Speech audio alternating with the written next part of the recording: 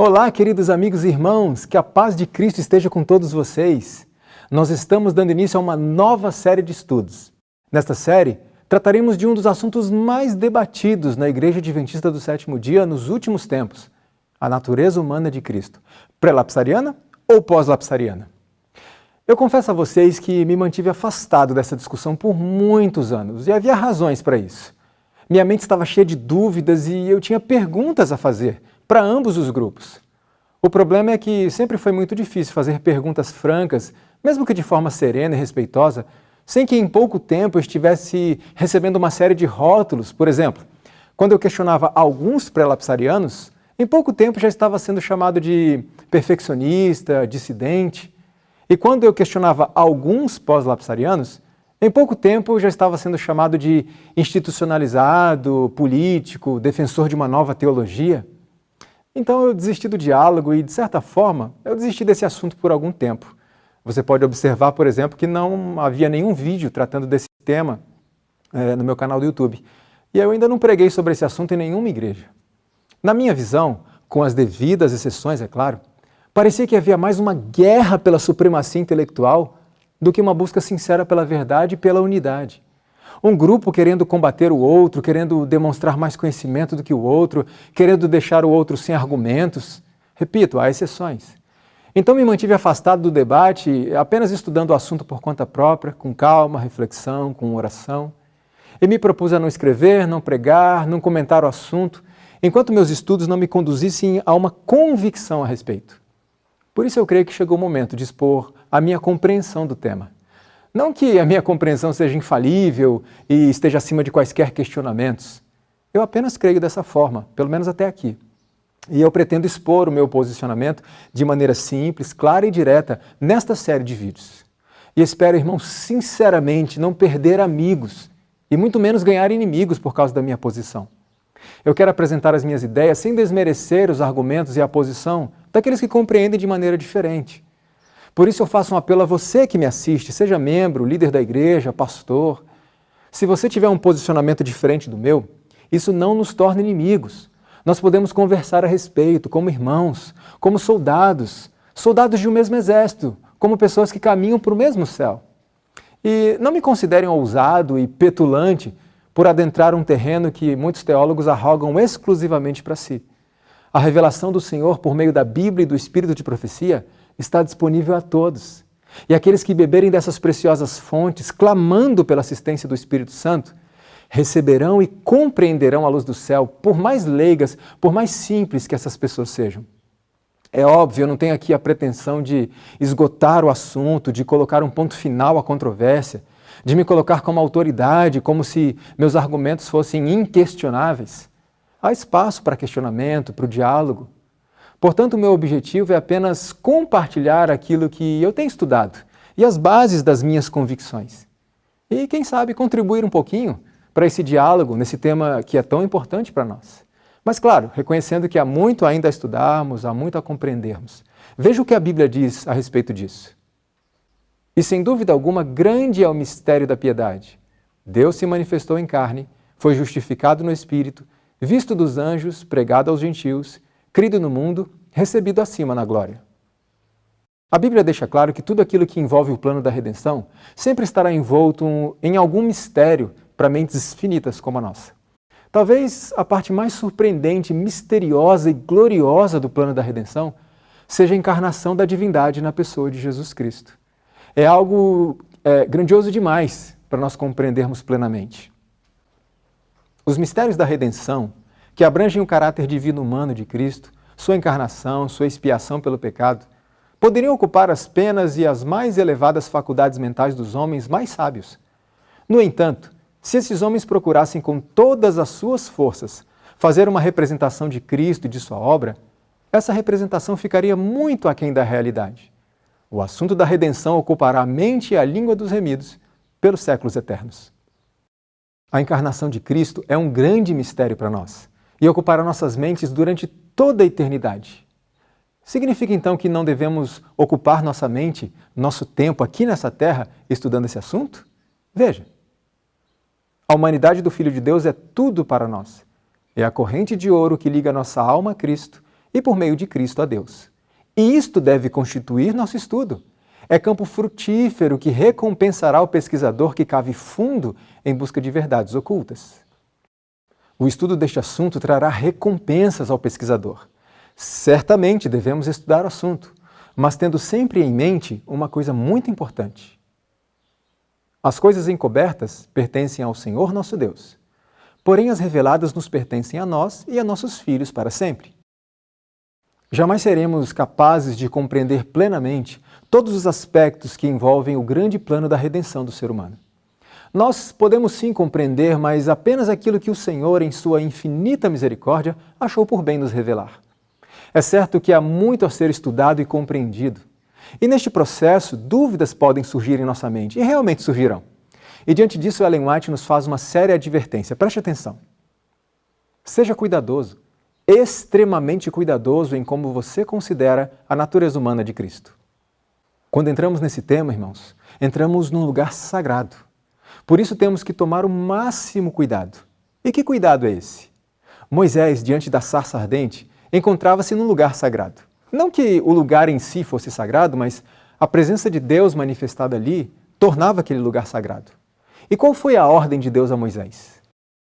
Não te chegues para cá, tira os sapatos de teus pés, porque o lugar em que tu estás é terra santa. Ellen White comenta a respeito disso. Quando abordamos este assunto da natureza humana de Cristo, bem faremos em levar a sério as palavras dirigidas por Cristo a Moisés, junto à sarça ardente. O que representava a atitude de tirar as sandálias dos pés?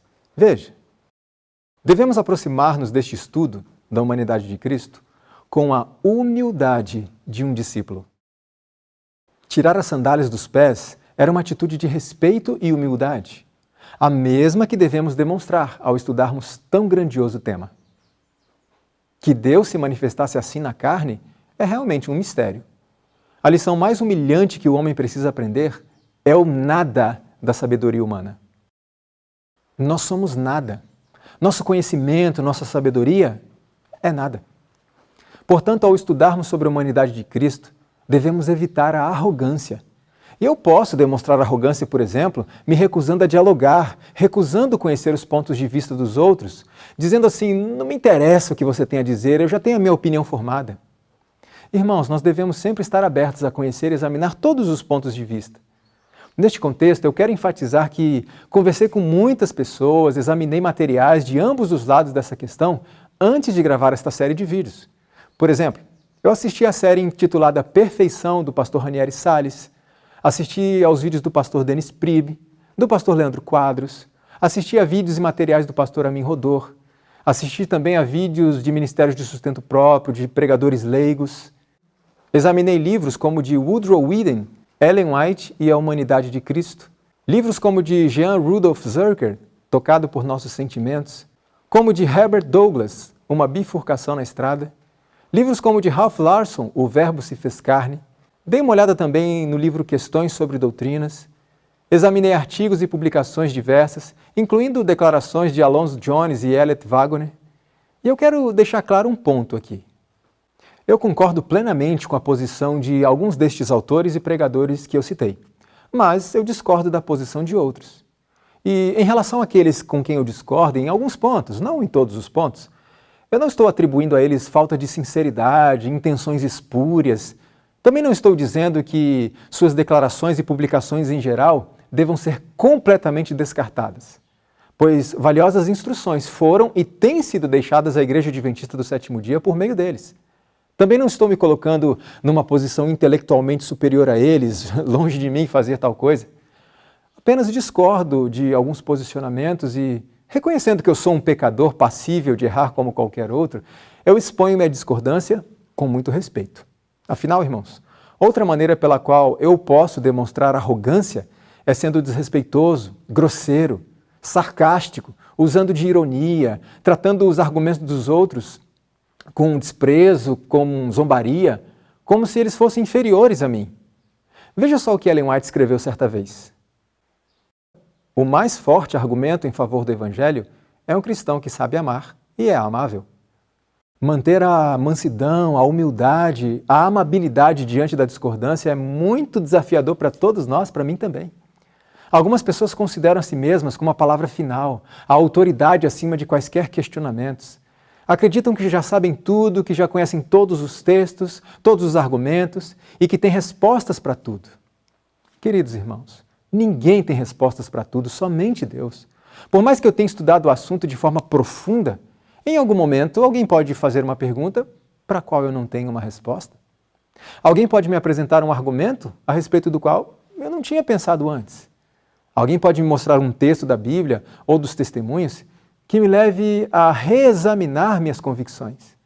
Nós devemos estar sempre abertos a mudar nossas opiniões e cedê-las ao peso das evidências dos escritos inspirados, das Escrituras e do Espírito de profecia. E há pessoas que têm essa louvável e exemplar disposição, que não têm nenhum constrangimento em mudar de opinião. Eu vou dar um exemplo. Herbert Douglas, no livro Uma Bifurcação na Estrada, cita o nome de alguns estudiosos com os quais ele afirma ter uma dívida de gratidão. E cita outros estudiosos que, segundo ele, têm sido extremamente minuciosos em suas análises através dos anos. Entre os autores cujo trabalho Douglas considera louvável está Woodrow Wilson. E é interessante observar que Wilson, hoje, defende uma posição diferente daquela do próprio Douglas. Inclusive, Wilson declara abertamente sua mudança de posição na página 106 do seu livro Ellen White e a Humanidade de Cristo. Então as pessoas podem mudar de ideia e não há mal nenhum nisso. Uma outra forma por meio da qual eu posso demonstrar arrogância é manifestando um espírito combativo em vez de compreensivo. Como eu disse anteriormente, às vezes me parece que a discussão em torno da natureza humana de Cristo, salvo exceções, logicamente, gira mais em torno de uma guerra intelectual, com cada um dos lados tentando derrotar o outro, do que um interesse sincero entre irmãos que desejam estar unidos na verdade.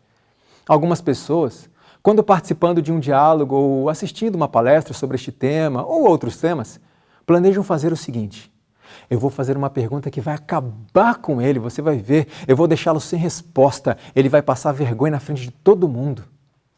E percebe-se, irmãos, em muitos, essa disposição de causar constrangimentos aos outros.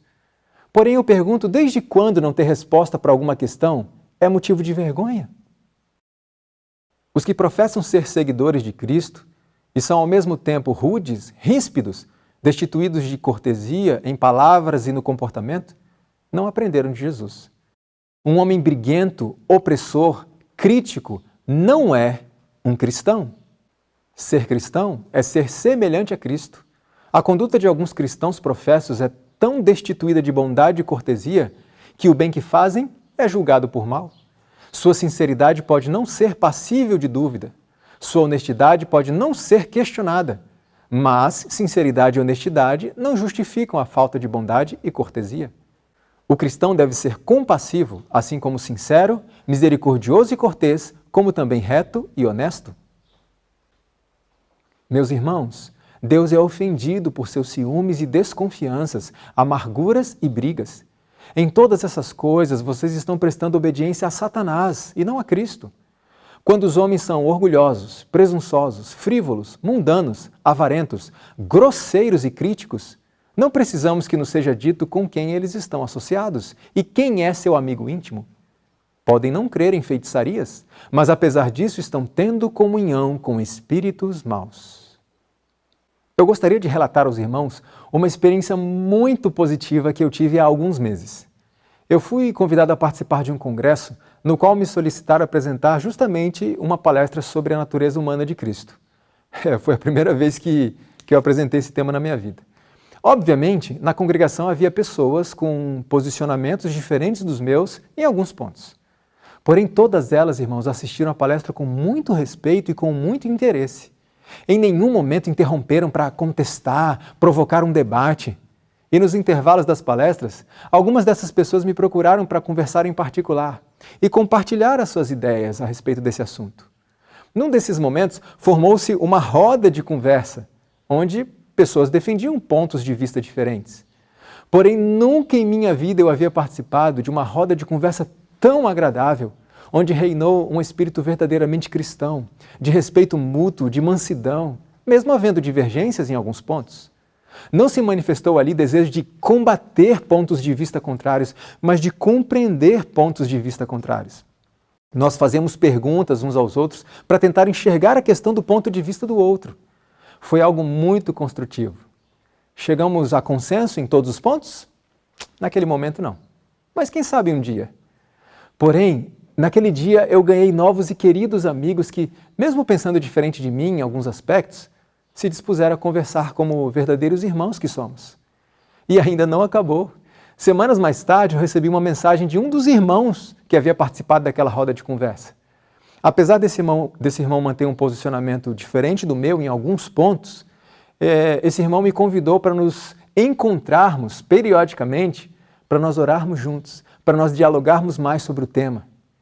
Infelizmente, devido à distância e às muitas atividades, não nos foi possível realizar esses encontros ainda, mas eu tenho esperança de que conseguiremos conciliar as agendas e nos encontrarmos para discutirmos esse tema como amigos, como irmãos.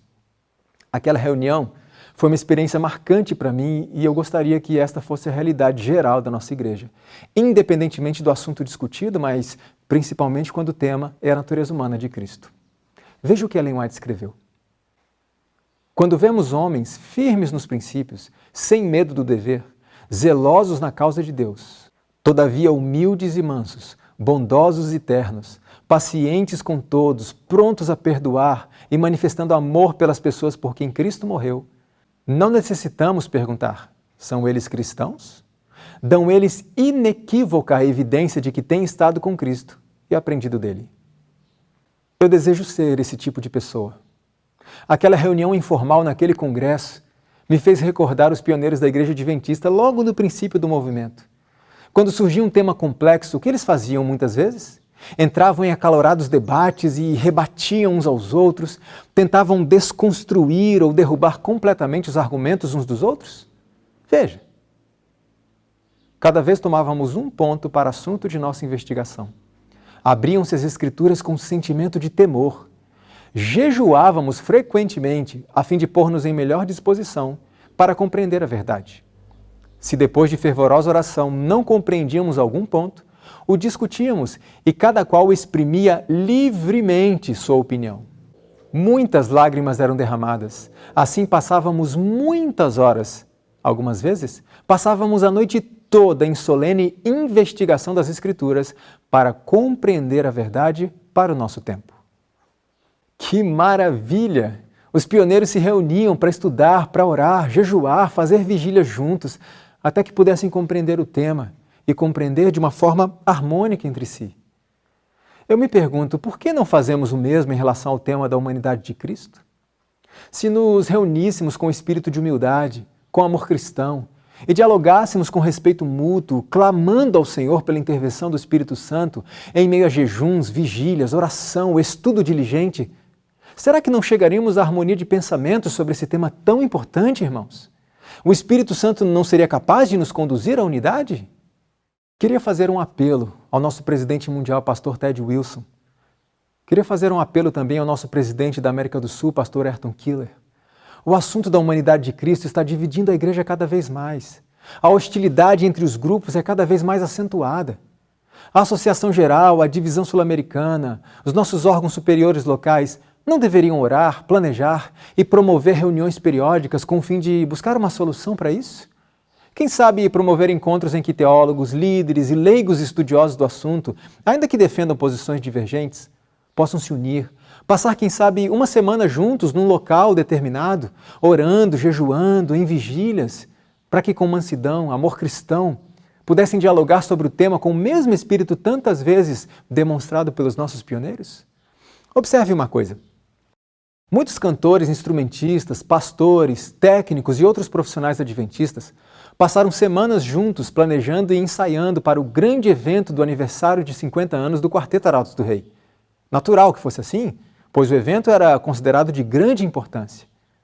Por que não repetimos isso, principalmente com propósitos maiores? Por que não reunimos pastores, teólogos, líderes e membros para passarem alguns dias juntos com o intuito de buscar a unidade doutrinária nesse tema tão solene? Não seria algo muito mais importante e urgente do que um programa musical? Esperaremos realmente até que o distanciamento entre os grupos se torne irreversível? Fica aqui o meu apelo aos nossos líderes. Agora eu queria fazer um apelo a você que assiste este vídeo. Esta série será composta de 7 vídeos, ou seja, trata-se de uma única mensagem dividida em 7 partes. Portanto, não tire nenhuma conclusão antes de ver todos os vídeos da série, tá bom? Se depois de assistir tudo você continuar mantendo um posicionamento diferente do meu, tudo bem. Isso não nos torna inimigos, certo? E ainda serei muito grato a você por separar tempo para conhecer o meu ponto de vista. Então reforço, assista todos os vídeos antes de chegar a qualquer conclusão e assista na sequência, tá bom? Eu também peço que não façam edições deste vídeo compartilhando trechos isolados do contexto geral. Caso queiram compartilhar a série, façam isso de maneira correta, respeitando a integralidade, as bases, a amplitude da abordagem, respeitando os devidos contextos apresentados, enfim, respeitando o conteúdo. Compartilhe os vídeos sempre na íntegra. Combinado? Portanto, eu procurei fundamentar meus conceitos, minhas convicções na revelação do Senhor por meio das Escrituras e do Espírito de profecia, examinando não um texto aqui, outro ali, não citações isoladas, mas um conjunto de textos, um conjunto de informações, citações diretas, princípios implícitos. E nesta série eu vou reproduzir o processo que me levou ao posicionamento que mantenho sobre a humanidade de Cristo neste momento. Além disso, no decorrer desta série, nós vamos tratar de outras questões importantes para as quais o estudo da natureza humana de Cristo necessariamente vai nos levar. Tais como: nós nascemos pecadores ou nos tornamos pecadores quando decidimos pecar? Ter inclinações para o mal, ter más tendências herdadas de nossos ancestrais, é pecado? Um bebezinho, por exemplo, pode ser considerado pecador e, portanto, culpado e digno de condenação? Afinal, o que é pecado? E, finalmente, irmãos, esse estudo nos levará necessariamente à seguinte pergunta: podemos vencer como Cristo venceu? Eu convido você a me acompanhar nessa jornada.